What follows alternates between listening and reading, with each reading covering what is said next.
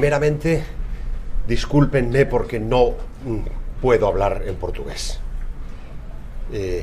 Lo lamento, pero si lo intentara sería peor, créanme. De tal manera que queden por lo menos tranquilos sabiendo que la penitencia hubiera podido ser peor,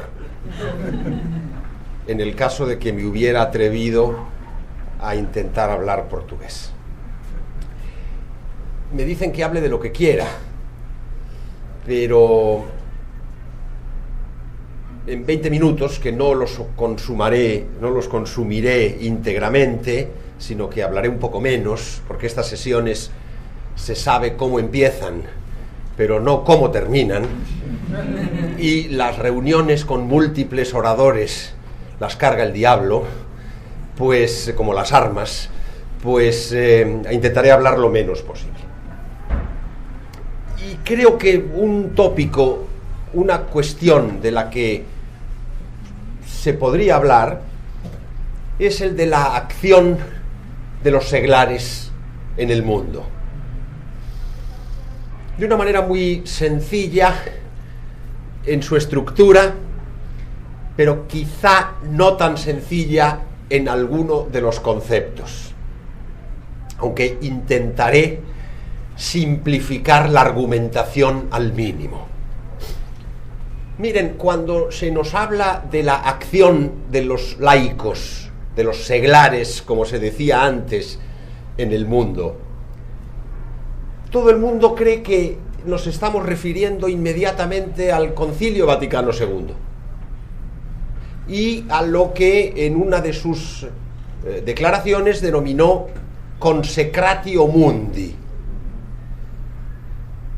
Pues no voy a hablar de la consecratio mundi según los documentos del Concilio Vaticano II, por una razón muy sencilla, porque la acción de los laicos en el mundo tiene raíces muy anteriores, más interesantes y menos ambiguas que las que están presentes en esos documentos. Pero a esto llegaremos. Hay un famoso discurso de Pío XII del año 1951, si no recuerdo mal, en un importante congreso, el primer Congreso Mundial del Apostolado Seglar, en el que Pío XII comienza haciendo una afirmación que hoy, con lo que ha llovido y con el agua que ha pasado bajo los puentes tras el Vaticano II, nos parecería sorprendente. Dice Pío XII que el origen de una acción potenciada de los laicos en el mundo católico procede del Concilio de Trento.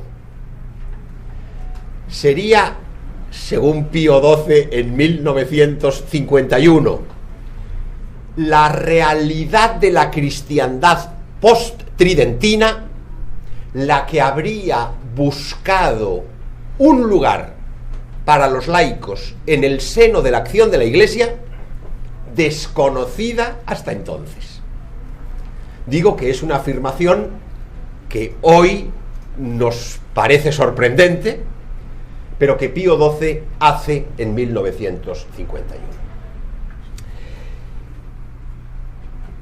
Pero dice una segunda cosa muy importante en ese mismo discurso, y dice que la razón por la que se pudo potenciar la acción de los laicos en el mundo después de Trento fue la afirmación de la cristiandad, que define como una atmósfera proclive al desarrollo y encarnación de la fe en el seno de una civilización que comenzaba a ser secularizadora, producto de la gnosis protestante, y que la llamada Contrarreforma, en realidad, al oponerse a esta gnosis protestante, obligaba a reforzar la realidad de esa cristiandad. Pero dice una tercera cosa Pío XII en ese mismo discurso, y es que como esa cristiandad que Trento se lanzó a defender frente a la secularización protestante, fue doctrinalmente vencida por esta última, se impuso en el mundo el régimen de la separación entre la Iglesia y la comunidad política, y en el orden cultural entre la Iglesia y la cultura. De dos maneras, y esto es muy importante que Pío XII lo dijera, aunque luego lo desmintiera su praxis, pero este es otro problema más complejo, y es que esa separación se había realizado de dos maneras. Por una parte, en el mundo norteamericano, estadounidense. Por otra parte, en el mundo europeo, a través de la matriz francesa. Es decir, estaba individuando dos modelos de separación entre la Iglesia y la comunidad política, entre la Iglesia y la cultura. El gringo y el francés. Claro está que estas dos vías, quizá de esto hable el sábado, sábado, ¿no? En portugués, sábado es sábado. No hay feira que valga, es sábado. Sobre esto hablaré probablemente el sábado. ¿Cuáles son las especificaciones de estas dos modalidades distintas de separación? Peor en el fondo la americana que la francesa, porque la francesa separa radicalmente y opone radicalmente, mientras que la gringa suavemente disuelve la especificidad de la fe católica en el magma del melting pot de los americanos, de los que se atribuyen a sí mismos el nombre de americanos. Pero sobre esto habría mucho que hablar y me llevaría muy lejos. Sigue diciendo Pío XII, quinta cosa, estoy sintetizando el discurso de Pío XII, la acción de los seglares en el mundo se empieza a proponer de nuevo, precisamente en ese contexto nuevo de separación, que no es el de la vieja cristiandad, sino que requiere una nueva acción de los cristianos laicos en el mundo. Y a eso se dirigió el movimiento católico. Si tuviéramos tiempo para hacer de esta intervención un curso entero, yo tendría que decirles cuáles son las etapas. Podríamos empezar, por ejemplo, con el surgimiento del movimiento católico en Francia.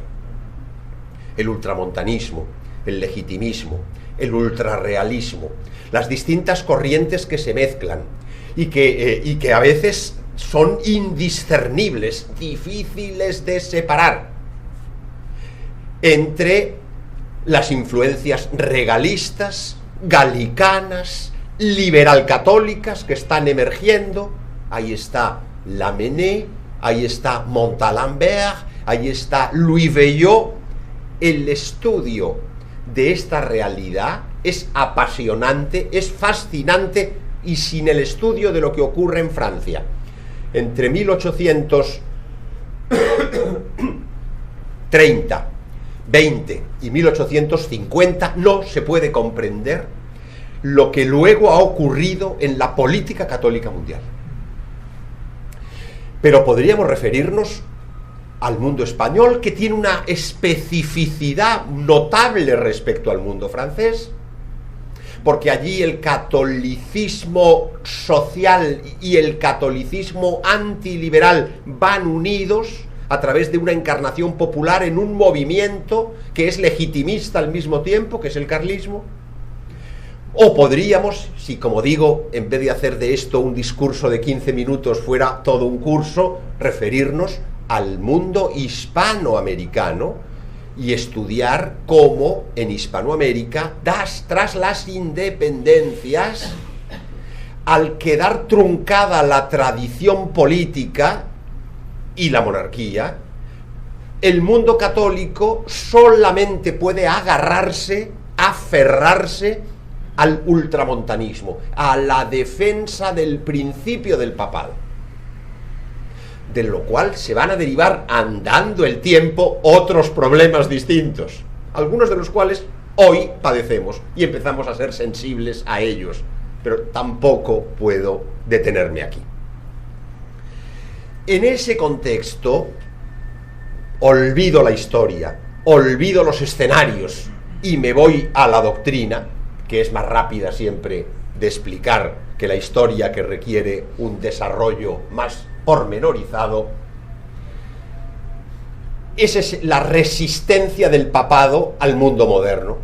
Cuando Pío IX, en su famosa proposición 80 del Sílabus, condena la proposición de que el romano pontífice puede y debe reconciliarse con el liberalismo, con el progreso y con el mundo moderno, proposición condenada, está sintetizando lo que es el paradigma del catolicismo liberal. Y eso desde un punto de vista constructivo, no condenatorio, sino afirmativo, es lo que aparece en el lema del pontificado de San Pío X, Omnia instaurare in Cristo. ¿Por qué? Porque la secularización ha engullido, ha destruido la cristiandad, y Pax Christi in Regno Christi, el lema de Pío XI, porque no puede haber paz sino en el reino de Cristo. Fuera del reino de Cristo no es paz, sino la paz de los cementerios, o como decía el clásico romano, hacen desiertos y lo llaman paz. Esta explicación sintética de los lemas de dos pontífices daría para desarrollar lo que está en el origen de una nueva interpretación de la posición de los laicos en el mundo, que es la recristianización para la recuperación del valor edificante de las instituciones, sin las cuales no puede haber pueblos cristianos. Porque no puede haber pueblos cristianos sin instituciones cristianas. En este contexto surge la acción católica. Esto ya no lo dice Pío XII, esto lo digo yo.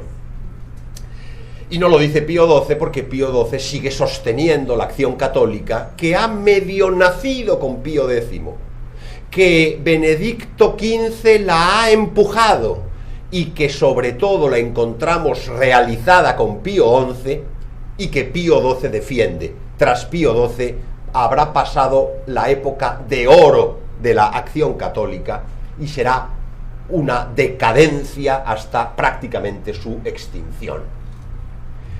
Pero la acción católica no respondió nunca a esta idea fundacional que Pío XII expresaba y que contradecía en su praxis, y que Pío XI había contradicho en su praxis, que consistía en la recuperación de la cristiandad.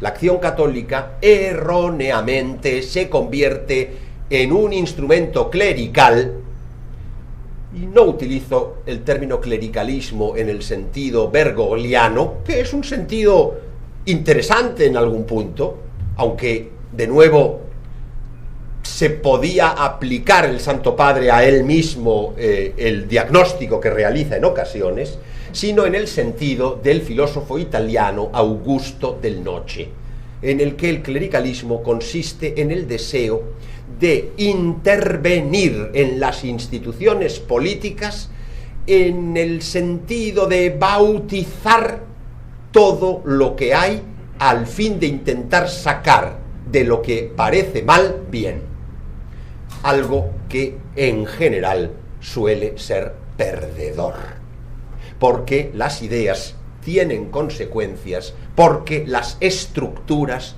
tienen dinámicas. Y ahí nos encontramos con el núcleo del problema, y es donde voy a empezar. Llevo ya 15 minutos, me quedan 4, voy al final a hablar los 20 minutos que había dicho que no iba a hacer, pero no hablaré más.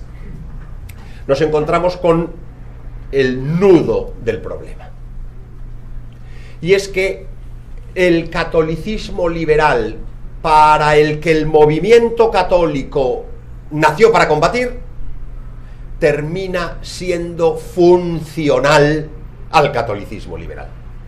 Esto lo llaman los italianos con una palabra muy fina, heterogénesis de los fines, que parece una cosa incomprensible, pero que es muy fácil de traducir. Se busca una cosa y se alcanza lo contrario de lo que se busca.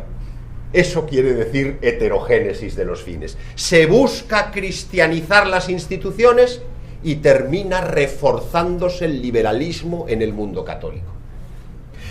Porque el catolicismo liberal se concretó en 2 aporías. Por un lado, el encarnacionismo extremo y humanístico que santifica como divinas las acciones culturales y políticas de signo izquierdista. Teología de la liberación, cristianos por el socialismo, democracias cristianas que surgen de la acción católica. Y por otra parte, una especie de escatologismo que disimula la existencia de elementos residuales supervivientes del orden natural.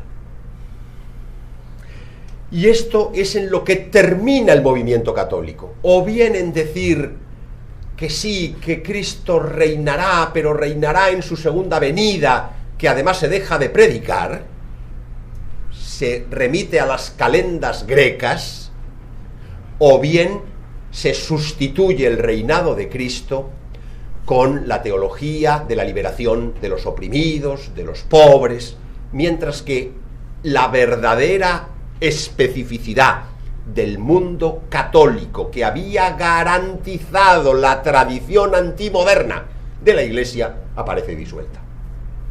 Esto, mis queridos amigos, es a lo que estamos llamados a contribuir, olvidándonos de la llamada Consecratio Mundi del Concilio Vaticano II, que solo ha reforzado las aporías de este movimiento católico liberal, o si quieren ustedes, vaciando su significado y reconduciéndolo a lo que verdaderamente siempre fue necesidad del mundo católico: la evangelización de las instituciones. Es decir, lo que San Pío X, en su famosa carta Notre Charge Apostolique, para condenar la democracia cristiana del Le Sillon, decía: la ciudad católica, que no está por inventar, que no está en las nubes, sino que ha existido, existe, y que no se trata sino de restaurarla en lo que quede e instaurarla en lo que haya sido destruido, sin cesar, contra las utopías siempre nuevas de la utopía malsana, de la revolución y de la impiedad. Eso es a lo que estamos llamados. Muchas gracias.